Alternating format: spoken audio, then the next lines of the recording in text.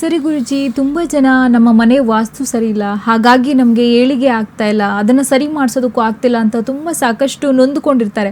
ಅವ್ರಿಗೆ ಇದ್ರ ಪರಿಕಲ್ಪನೆಯಿಂದ ಆಚೆ ಬರೋಕ್ಕೂ ಆಗ್ತಿಲ್ಲ. ಅಂಥವ್ರನ್ನ ಹೇಗೆ ಆಚೆ ತರುವಂಥದ್ದು? ನೀವು ಅಂದ್ಕೊಂಡಿರುವಂಥ ಪರಿಕಲ್ಪನೆಗಳು ತುಂಬ ತಪ್ಪಾಗಿದೆ, ಅದರಿಂದ ಯಾವ ಸಮಸ್ಯೆಗಳು ಇಲ್ಲ, ಆಚೆ ಬರಬೇಕು, ಇದರಿಂದ ಆಚೆ ಬರುವಂಥ ಉಪಾಯ ಹೇಗೆ? ಅವ್ರಿಗೆ ತಿಳಿ ಹೇಳುವಂಥದ್ದು ಯಾವ ಮಾರ್ಗದಲ್ಲಿ ಅವ್ರಿಗೆ ತಿಳಿ ಹೇಳಬಹುದು? ದಯವಿಟ್ಟು ನಿಮ್ಮ ಮೂಲಕ ಹೇಳಿದ್ರೆ ಖಂಡಿತ ಅವ್ರಿಗೆ ಒಂದಷ್ಟು ಜ್ಞಾನ ಸಿಗಬಹುದು ಅಂತ ನನ್ನ ಅನಿಸಿಕೆ.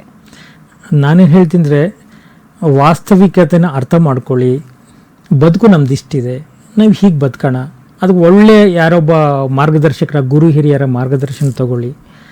ಮಾರ್ಗದರ್ಶನ ತಗೊಂಡು ನೀವು ನಿಮ್ಮ ಏನು ವಾಸ್ತವಿಕತೆ ಅಂದರೆ ನೀವು ವಸ್ತುನಿಷ್ಠವಾಗೆಲ್ಲ ಏನಿದೆ ಅದನ್ನು ನೀವು ಸರಿ ಮಾಡ್ಕೊಳ್ಳಿ. ಅದನ್ನು ಸರಿ ಮಾಡಿಕೊಂಡು ಪ್ರಜ್ಞಾವಂತರಾಗಿ ನೀವು ಬದುಕಿ ಅಷ್ಟೇ. ನೀವು ಅದಕ್ಕೆ ಇನ್ನೇನೋ ಅದಕ್ಕೆಲ್ಲ ಉಪ್ಪು ಖಾರ ಎಲ್ಲ ಸೇರಿಸಿ ಅದಕ್ಕೋಸ್ಕರ ಹಂಗಾದ ಯಾರೋ ಮಾಡಿ ನಿಮ್ಗೆ ಗೊತ್ತಾ? ನಿಮಗೆ ವಾಸ್ತು ಯಾರು ಮಾಡಿದ್ರು ಅಂತ ಗೊತ್ತಾ? ನೋಡಿದ್ರೆ ಅವ್ರನ್ನ ಏನಾದರೂ ಹೋಗಲಿ, ನೀವು ನೋಡಿದರೆ ಹೇಳಿ ನೋಡೋಣ. ಮನೆ ಚೆನ್ನಾಗಿ ಕಟ್ಕೊಳ್ಳಿ, ಗಾಳಿ ಬೆಳಕು ಸಿಗೋ ಥರ ನೀಟಾಗಿ ಕಟ್ಕೊಳ್ಳಿ, ತಪ್ಪಿಲ್ಲ. ಮನೆ ಕಿರಣ ಸೂರ್ಯ ಭಗವಂತನ ಕಿರಣಗಳು ಮನೆ ಒಳಗೆ ಸ್ಪರ್ಶ ಮಾಡಬೇಕು. ಒಳ್ಳೆ ಗಾಳಿ ಬರಬೇಕು. ಒಳ್ಳೆ ಗಾಳಿ ಬರಬೇಕು ಅಂದರೆ ಮನೆ ಅಕ್ಕಪಕ್ಕ ಮನೆ ಕತ್ಲೆ ಆಗೋ ಥರ ಕಟ್ಬಿಟ್ರೆ ಮನೆ ಒಳ್ಳೆ ಗಾಳಿ ಬಂದ್ಬಿಡ್ತಪ್ಪ. ಒಂದು ಗಿಡ ಬೆಳೆಸ್ರಪ್ಪ, ಒಳ್ಳೆ ಗಾಳಿ ಬರುತ್ತೆ ಕಣಯ್ಯ. ಒಂದು ಒಳ್ಳೆ ದೊಡ್ಡ ಸಣ್ಣ ಕಿಟಕಿಗಳು ಇಟ್ಬಿಟ್ರೆ ಜಾಗ ವೇಸ್ಟ್ ಆಗುತ್ತೆ. ದೊಡ್ಡ ಕಿಟಕಿ ಇಡಿ, ಒಳ್ಳೆ ಬೆಳಕು, ಒಳ್ಳೆ ಗಾಳಿ ಬರುತ್ತೆ. ದಿನನಿತ್ಯ 4 ಪ್ರಾಣಾಯಾಮಗಳು, ಒಳ್ಳೆ ಪ್ರಾಣಾಯಾಮ ಮಾಡಿ ಆರೋಗ್ಯ ಸರಿ ಹೋಗುತ್ತೆ. 4 ವ್ಯಾಯಾಮ ಮಾಡಿ ಆರೋಗ್ಯ ಸರಿ ಹೋಗುತ್ತೆ. ಒಳ್ಳೆ ವ್ಯಕ್ತಿನ ಭೇಟಿ ಮಾಡಿ ಒಳ್ಳೆ ಕೆಲಸಗಳಾಗುತ್ತೆ. ಒಳ್ಳೆ ಮನಸ್ಸು ಇಟ್ಕೊಳ್ಳಿ, ಒಳ್ಳೆ ಕೆಲಸ ಆಗುತ್ತೆ. ಅದಕ್ಕೂ ಯಾಕೆ ನೀವು ಲಿಂಕ್ ಮಾಡ್ತೀರಾ? ಅದರಿಂದನೇ ಸರಿ ಹೋಗುತ್ತೆ. ಜಗತ್ತೇ ಸರಿ ಹೋಗ್ಬೇಕಾಗಿತ್ತು.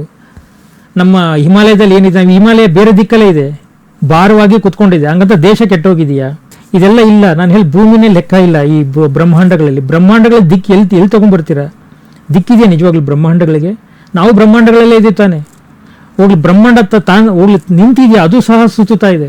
ಈ ತಿರುಗುವಂಥ ವಸ್ತುನ ಇಟ್ಕೊಂಡ್ಬಿಟ್ಟು ನಾನು ಆ ದಿಕ್ಕು ಈ ದಿಕ್ಕು, ಅಲ್ಲೊಳ್ಳೆದಾಯ್ತು ಇಲ್ಲಿ ಒಳ್ಳೆದಾಯ್ತು, ಅದರಿಂದನೇ ಕೆಟ್ಟದಾಯಿತು, ಇದೆಲ್ಲ ಹಿಂಗೆ ನೀವು ಇದು ಮಾಡ್ತೀರಾ? ಮೌಢ್ಯದಿಂದ ಆಚೆ ಬನ್ನಿ ಅಷ್ಟೇ.